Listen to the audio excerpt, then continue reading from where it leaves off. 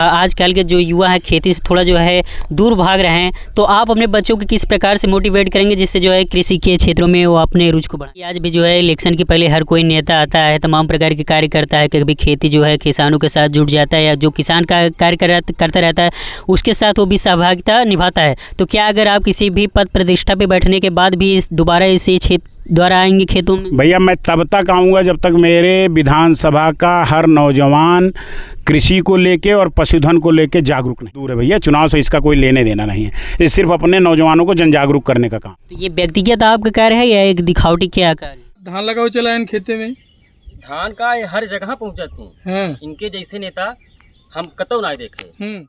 भैया का इसके पहले कब हम आप देखे रहा कि कोनो नेता जो है धाने के खेते में धान लगावे, और अब ही कैसे पता चला कि यहाँ के पहुँचा है और कौन धान लगावता है, का धान लगावता है? भारत एक ऐसा देश है जहाँ पर जो है जिसकी अर्थव्यवस्था जो है कृषि पर जो है पूर्णतः निर्भर है, और भारत की जो है पूरी जनसंख्या लगभग 60% जो जनसंख्या है ये कृषि पर निर्भर है।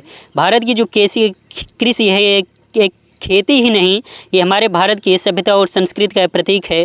तमाम प्रकार की जो है खेतियाँ जो है होती रहती हैं। अभी जो है धान के सावन का महीना चल रहा है और खेतियाँ जो है चल रही है, लोग जो है किसान अपने खेतों में व्यस्त हैं। और आज हमारी मौजूदगी है उत्तर प्रदेश के प्रतापगढ़ के अंतर्गत तहसील रानीगंज के सुअनसा में है। सुअनसा में जो है हमारे रानीगंज विधानसभा के और वकील साहब भी हैं और जो कि एक समाज सेवी भी हैं जो आलोक पांडे जी हैं। इनसे भी बातचीत करने का प्रयास करते हैं कि आज आखिरकार ये जो है खेतों में क्यों दिखाई दिए। फिलहाल जो है राजनीति की अगर बात किया, चुनाव इलेक्शन जो है तो फिलहाल अभी 2027 में है, आखिरकार वर्तमान समय पहले से ही ये खेती में क्यों दिखाई दे रहे हैं? क्या जो है चुनाव जब नज़दीक आता है तभी जो है नेता जो है खेती में पहुँच जाते हैं? तो आइए थोड़ा देख सकते हैं खेती वगैरह हो रही है। भैया बहुत बहुत स्वागत है आपका। धन्यवाद धन्यवाद। तो आज आप मैं देख रहा हूँ जो है खेती जो है धान लगा रहे हैं किसानों के साथ में, तो आज क्या संदेश देना चाहेंगे? मैं सिर्फ अपने रानीगंज विधानसभा के नौजवानों को ये संदेश देना चाहता हूँ कि जो कृषि हमारी जीवन धारा है, गाय, गायत्री और गीता ये भारत की सांस्कृतिक धरोहर है और कृषि हमारी आधारभूत संरचना है। तो नौजवान बंधुओं से सिर्फ ये कि इससे विमुख ना हों, इसके प्रति जागरूक हों और अपनी खेती किसानी को लेकर गर्व महसूस करें।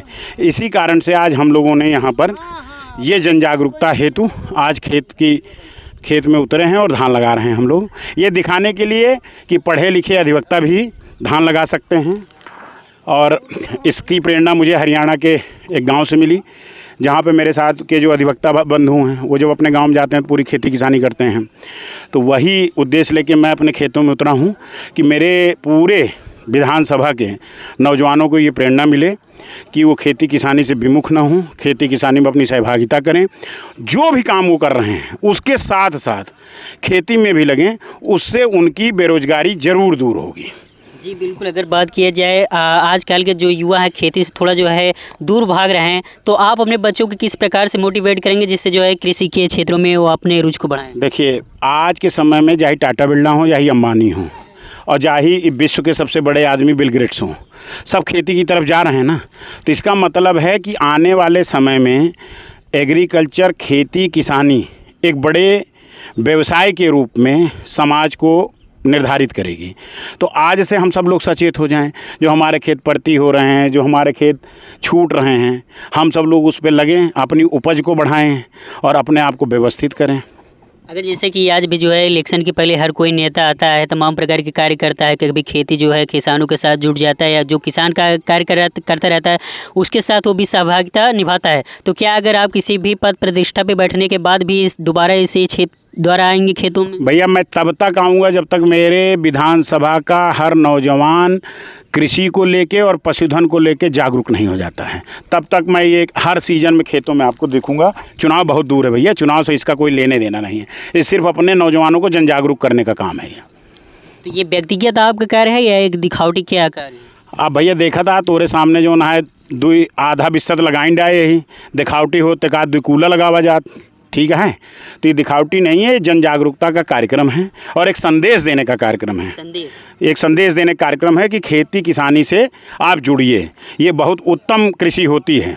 और देश के माननीय प्रधानमंत्री नरेंद्र मोदी जी और प्रदेश के मुख्यमंत्री योगी जी जितनी कृषि से जुड़ी योजनाओं को उन्होंने प्रदेश में और देश में लागू किया है। अगर हमारे नौजवान साथी कृषि से, पशुपालन से और कृषि एलाइड, एग्रीकल्चर एलाइड जितने भी उद्योग धंधे, लघु उद्योग हैं उनसे जुड़ेंगे तो उन सरकारी योजनाओं का लाभ उठा पाएंगे और जिनसे हम सब लोग बहुत जगह वंचित हो जाते हैं उनका भी लाभ उठा पाएंगे। जी आइए, जो है यहाँ पर काफ़ी किसान हैं, इनसे भी बातचीत भी करने का प्रयास करते हैं। किस तरीके से इनसे हम लोग जो खेती करते हैं इनमें फ़ायदा हो रहा है, नुकसान हो रहा है, जो सरकार का जो योजनाएं हैं उनका कितने इनका जो है लाभ हो जाए। क्या नाम है भैया आपका? प्रवीण कुमार मौर्य। प्रवीण जी, भी जो खेती के सीज़न चल रहा है तो इसमें आप लोग किस तरीके से कौन से धान वान लगा रहे हैं? ये हमारा 64-44 धान है और ये मोटा चावल होता है।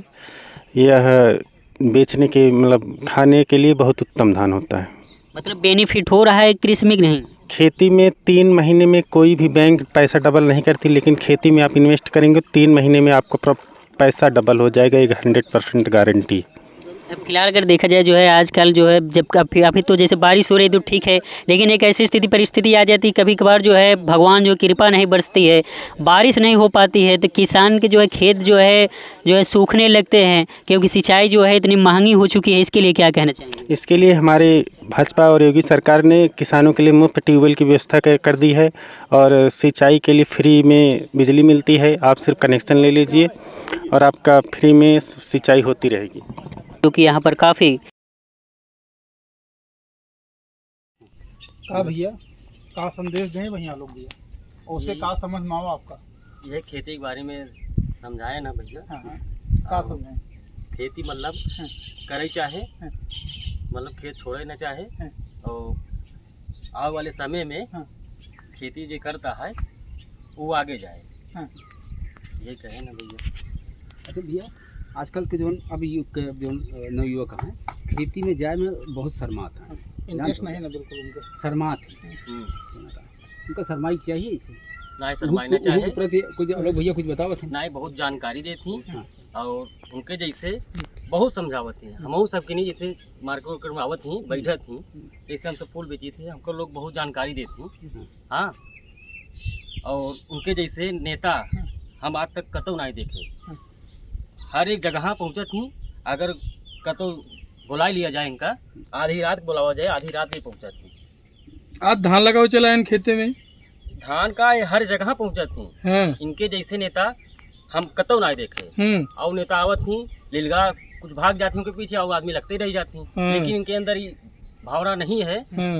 इनका सोच सही है। का सोच सही है? धनवा लगान जो ये सही है क्या? नहीं, ये हर जगह पहुँचत ही। ये चुनाव स्टैंड नहीं है जैसे कतो भी बोले ही आप।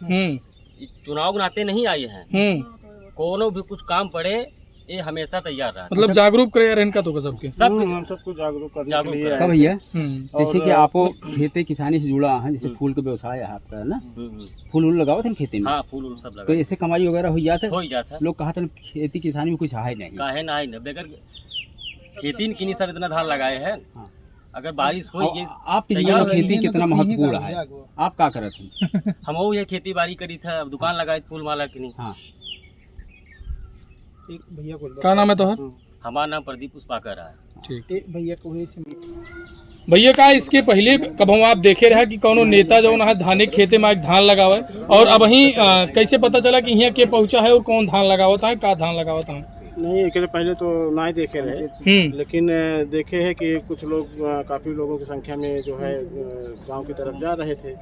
तो और पहले से ही मानसिकता रही कि जो है चलते हैं आज गांव में, बहुत दिन हो गया है कहीं खेती किसानी किए, तो आज चलते हैं यार अपने क्षेत्र में, विधानसभा रानीगंज में चलते हैं यार कहीं किसानों के साथ में मिल करके खेती करते हैं और धान लगाते हैं। तो हम भी आकर के देखे कि भैया पता किए कि नहीं, हाँ जो है खेती किसानी में जागरूक हैं और हम सब युवाओं को अच्छा संदेश देना चाहते हैं कि भाई नहीं, खेती किसानी करिए और इससे जुड़िए। और काफ़ी जो है सुने हैं कि क्षेत्र में बने भी रहते हैं और जो है कृषि के बारे में, शिक्षा के बारे में और क्या नाम है, जो जैसा देहात क्षेत्र में है जो साधन सुविधा, उसके बारे में बराबर बातचीत। ना ये बताओ, आज कौने गांव में आलोक भैया रहें? ये सिकंदरपुर पड़ता है, सुवंसा नगर पंचायत है, सिकंदरपुर है, इसी के वार्ड नंबर 1 है। ये बताओ एकरे पहले कोनो नेता देखे रहे जोन बाही मोड़ के बढ़िया पैंट एक बाही मोड़ के नहीं और धाने खेते में धान लगा तो नहीं, अच्छा का मतलब रहा इनका स्टंट का रहा? अब इसका ये है कि युवाओं को संदेश देना चाहते हैं और हम सबको जो है ये बताना चाहते हैं कि जहाँ बाहर जाकर के जो जितना मेहनत करते हो अपने यहीं रह करके अपने गांव देहात में रह करके उतना ही परिश्रम करो, उससे ज़्यादा आपको इनकम यहाँ पर होगा। अच्छा। हाँ, और तरह तरह के जो है इनके भाई जानकारी है और बीच बीच में आकर के कोई ये चुनावी फंडा नहीं है कि अभी तो चुनाव तो बहुत दूर है, लेकिन बीच बीच में आकर के हम सब लोगों को पूरे रानीगंज जागरूकता करते रहते हैं हम सब। ठीक है।